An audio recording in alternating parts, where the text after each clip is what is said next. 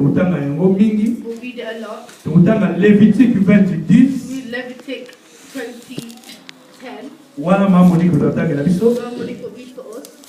Lévitique 20, 10. Leviticus 20:10.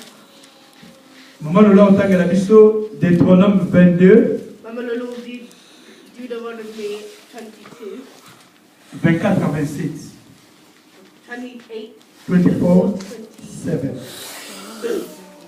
Bisogno de notre temps à Jean 8. 1 qui n'en a 11. 1 to 11. Votre terre sur mon cœur. Tout le temps à l'ennemi déjà 11. Tout de suite. Deutéronome 22, 24 à 27. Maman dit Maman Lolo. Maman Monique. Lévitique 20, 10. Bisogno sur Jean 8, 3 à 11. Tozui. Jean 8, Tozui. John 8 do we have? Jean 8. John 8. Tozui. Do we have? Tobandi. Let's start. Alors les scribes et les pharisiens amenèrent une femme surprise en adultère et la plaçant au milieu du peuple et dirent à Jésus, Maître, cette femme a été surprise en flagrant délit d'adultère. Moïse, dans la loi, nous a ordonné de lapider de telles femmes. Toi donc, que dis-tu? Il disait cela pour le trouver, afin de pouvoir l'accuser. Mais Jésus s'étant baissé, écrivant avec les doigts sur la terre. Comme il continuait à l'interroger, il se releva et leur dit, que celui de vous qui est sans péché jette le premier la pierre contre elle. Et s'étant de nouveau baissé, il écrivait sur la terre. Quand ils entendirent cela, accusés par leur conscience, ils se retirèrent un à un, depuis les plus âgés jusqu'au dernier. Et Jésus resta seul avec la femme qui était là au milieu.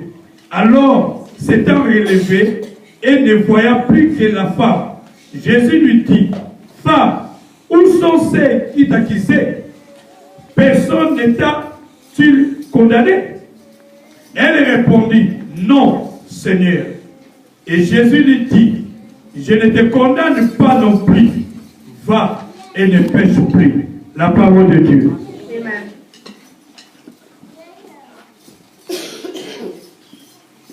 Lévitique 20, 10. 20, je lis au nom du Seigneur. Si un homme commet un adultère avec une femme mariée, s'il commet un adultère avec la femme de son prochain, l'homme et la femme adultère seront punis de mort. Amen. Lévitique. Deutéronome 24, 22, 24, 27. Vous les amènerez tous deux à la porte de la ville. Vous les lapiderez et ils mourront. Ils mourront, la jeune fille pour n'avoir pas crié dans la ville, et l'homme pour avoir déshonoré la femme de son prochain. Tu ôteras ainsi le mal du milieu de toi.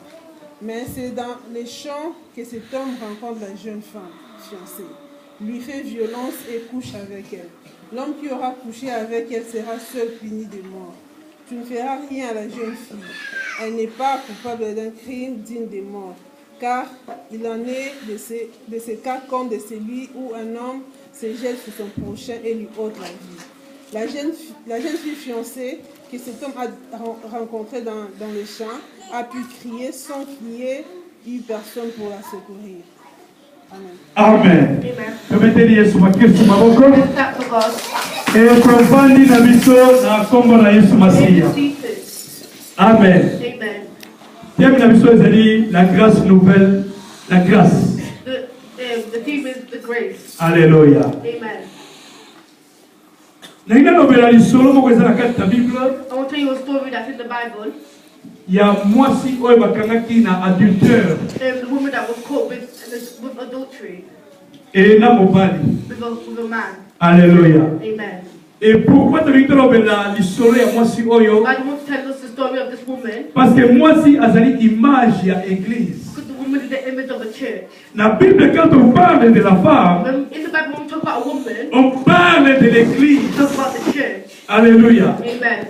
L'église aujourd'hui est totalement kindumba. It's walking in adultery. Alléluia. Amen. L'église est là et totalement kindumba. The church is there walking in adultery L'église est là et comme une bibali and ebelé. have loads of men, L'église est là et comme une doctrine ebelé. loads of adultery. Et bandimi ba comme une doctrine ebelé. The believers have a load Et of bandimi les ba comme une confusion. so the Christians have confusion. Alléluia. Amen. Mais aussi dans Christ, But as Christ, Bible lobi, ayaki kokufa la he église. comes to die for the church. Et quelque part Paul a lobi, And somewhere Paul said, nazala zuwa na bino, I'm jealous of you parce que na balisi bino na mobali moko. because I've married you with a man, with a husband. Posa na nzambe And ezali, the will of God is église etambola na kindumba te. not to walk in adultery. Posa na nzambe ezali, église ezala na mibali ebele Don't te. have loads of Posa na husbands. nzambe ezali, église ezala kaka na mobali moko oyo tobengi na kombo ya Yesu Kristu. Lord Jesus Christ.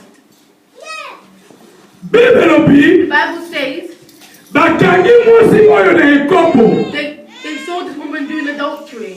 Tangu bakangi mwasi oyo, When they arrested her, baye na ye bai na they Yesu. took her to Jesus. Tangu baye bai na And when Yesu, they took her to Jesus, peke Yesu aloba. so Jesus could speak. Alors tokomona ke And we see that mwasi oyo bayaki na epai ya the Yesu. woman that they took to Jesus, Eloko liboso the first thing ayebaki kosubir c'était l'injustice. she wanted, Injustice. Bajizaki mabe. they gave her injustice. Yes. Hallelujah. Amen. Mwasi oyo The woman Deutéronome alobi, in Deuteronomy says, donc tozo na Lévitique. Lévitique alobi, Leviticus says, l'homme et la femme a man and a woman, oyo bakangi bango na when adultère, they have caught in ils adultery, seront les deux they punis. are to sin. Bango bayeba kopinir bango, They kopanish have to bango. be punished. Alléluia. Amen. Mwasi na mobali. Or husband and wife. Amen. Amen. Mais tokenda When Deutéronome, we go to Deuteronomy, Deutéronome and alobi, it says, ntango baye na mwasi when oyo, they come with this woman, bayebisi they Yesu. tell Jesus, Balobi Moïse Moses ayebisaki biso boye. told us this. Soki tokangi mwasi na If we call a ekoko, woman doing adultery, il faut tobamba ye mabanga we need to throw her a stone kino akokufa. until she dies. Mais tokenda When we Deutéronome, go to Deuteronomy, oyo totangi balobi na biso and boye. it said to us, Mwasi oyo the woman who bakangi na kindumba, had been caught doing soki adultery, ezalaki na samba, she was in the jungle, mwasi wana bakoboma ye the te. woman can't be killed. Haleluya. Amen. Bakoboma te mpo na nini? Why did I not kill her? Mpo na samba In the wild to awa na poto ya kote forest, yana ku forest mais ana poto ya mingi na baparke komata mosusu bato baza te in the park when there's not people around, moto mwasi azoleka ye the moko woman's going on her bakoki own. kokanga ye ebake na ye mpe ata azokanga moto akoyoka ye aza te No one's able to hear her. yango na Deutéronome And balobi Deuteronomy is saying, mwasi woman oyo bakangi na who zamba had caught in to na in parke the park, bakoboma ye te bakondane ye they te condemn her. peut-être agangaki She could have shouted. Alléluia. Amen. Mais moto osauve ye But aza to te help her. témoin aza te Witness. mais mobali But the man il sera condamné. should be condemned. Alléluia. Amen. Mais ntango baye na mwasi wana bafarisien Women in the Pharisees, bible elobi bascribe the Bible said the bato ya scribes, mayele smart people, bafarisien Phariseans, bato ya lolendo people that oyo balobaki ke bayebi nzambe said they knew God, bascribe the scribes, bato bakomaka makambo ya nzambe na babuku the book, donc baza bato mayele the smart people. alors ntango baye na mwasi oyo epai They yesu were the woman to God, to Jesus, esekelaki bayapela mobali. that to come with the man. Haleluya. Amen. Po Moïse alobaki Moses said, mwasi na the mobali man and the wife, condamner ba. They need to condemn. Alléluia. Amen. Mais na samba, Then the mubali kama mtaweza condamner. then the man. Parce que I use violence. Pas moi aussi. Pour moi ça m'a cassité. Because the woman's not very strong. Alléluia. Amen. Il y a un monde dans la poto. See, you're C'est une jeune fille à Bourgi. if a young woman's gone, Et là, elle se va coutir à Kufa.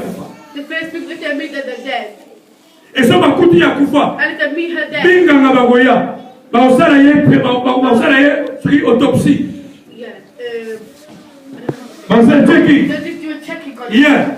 Ba ye ba soki ba viola ki ye. They know how did they raped her. To ba umaki ga pa. They just killed her. Mingi ba viola A lot maonga. of people they've been raped. Alléluia. Amen. Ya mwana Bible et le Bible sur makambo nyonso osala mokili na Bible. That's what everything that we do on the earth is in the Bible. Alors tango ye na mwasi wana. When they came with the woman, Ba ye na ye moko. they took her on C'est the l'injustice bien aimé. It's injustice. Le monde ont vivre injustice. There the world is not being justice right. Alléluia. Amen. Pour mutu jamais moi c'est comme ça qui nous va yemoko. Because no person can do adultery on their own. Faut ça na mubali. You need to have a man or a husband. Alléluia. Amen. Na mukindenge baby lelo, uye na basi na basi. Or just women. To bibale bibale. Or just man than man. Alléluia. Amen. Wana nzabela bisali nyamote. That's what God does not like. Amen. Amen. Alors tango ina mwasi When wana. they came with that woman, Ba ye na ye. Pour Jésus ya roba. so Jesus could speak. Soki ba mwasa na They raison. didn't have a reason. Pour ba mwasa lapide mwasi So wana. they could kill the woman. Mais ba yesu na mwasi They wana. came with the woman Pour ba prouver so Jésus. they could prove to Jesus. Alléluia. Amen. D'autres gens peuvent venir dans ta vie And things will come to your life pour ba prouver. to prove to you. Alléluia. Amen. Ba yoka oyo koloba. To listen to what you would Pour say. l'obi. Because tomorrow, Ba akize. to accuse you. Ba ye pour ba yoka oyo Yesu They akoloba. came to see what Jesus has Pour ba said. zoluka moyen ya So kokondane they've got a way Jésus. to condemn him. Ya kofunda ye. And to Pour ba kanga ye. Pour ba boma ye. Mais ba zosua pour quitter. Ya mwana Bible lobi. That's what the Bible says. Bon pesa Satan nzela te. Don't give Satan the way Na bomo ya. in your life. Ne donnez pas accès au diable. Don't give him the access. Azotambola. He's walking around. Azorode. He's walking around. Lokola mkosi. Like a lion. Azoluka mutu akolia. He's someone to eat. Mais biso toza wana. We are all Mais there. azoluka porte. We're looking for a door. Yesu alobi. And Jesus said, Opesa ye porte. don't give him the door. Pour akota te. Because you were so So opesa ye porte. If you give him the Akota. door, he will enter. Alors Yesu comprend de And bango. Jesus understood them. Atuni bango. He asked them, Mwasi wa asalini. what had this woman done? Tukangi ye na mubali. We call her with a man. Tukangi ye na mubali. Call her with a man. Mubali ya batu. A man of a person.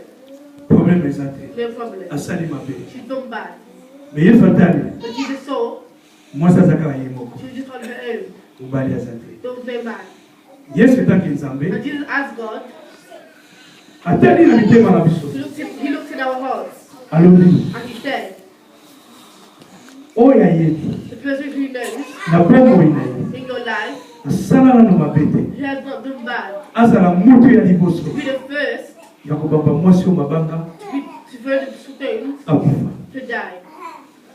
Oyo ayebi. The person who knows Na bongo ina ye. in their life Nanu asala that mabete. they've never done bad, Azala mutu ya to liboso. be the first person Ya to kubamba mwasi oyo throw the mabanga. stones at the woman. Et puis belobi na The nef. Bible says in 9, Tangu bayoki maloba ya they Yesu. heard the words of Jesus. Yesu azongeli suko koma na mabele. Jesus just started writing on the floor.